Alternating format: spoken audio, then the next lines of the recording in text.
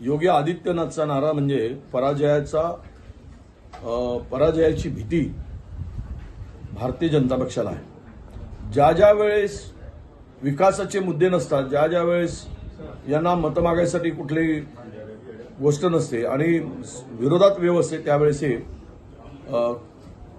बटेंगे तो कटेंगे, हिंदू खतरे में है, भारत पाकिस्तान, मंदिर मस्जिद याशिवाय यांच्याकडे काही नाही आहे। हे चार शब्द जर यांनी वगळले तर भाजपाची गती काय होईल महाराष्ट्रात आणि देशात। यांना मतांचं पोलरायझेशन करायसाठी, मताचं डिव्हिजन करायसाठी हे जातीय धर्मांधता पसरवत असतात। भारतीय जनता पक्ष खतऱ्यात असला की हे त्यांचे स्टेटमेंट येत असतात। परंतु पंकजा मुंडे या ओबीसी नेत्या आहेत आणि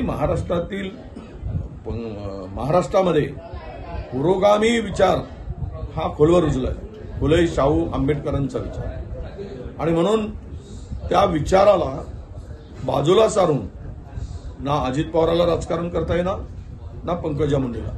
त्यामुळे त्यांना विरोध करावाच लागेल। जर विरोध केले नाही तर ते कुठल्या लाईनीत आहे?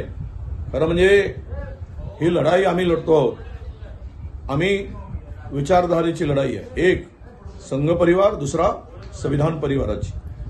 तर त्यांनी ठरवायचं आहे, या नेत्यांनी, अजित पवारांनी, तुम्ही संघ परिवाराबरोबर आहात की संविधान परिवाराबरोबर आहात?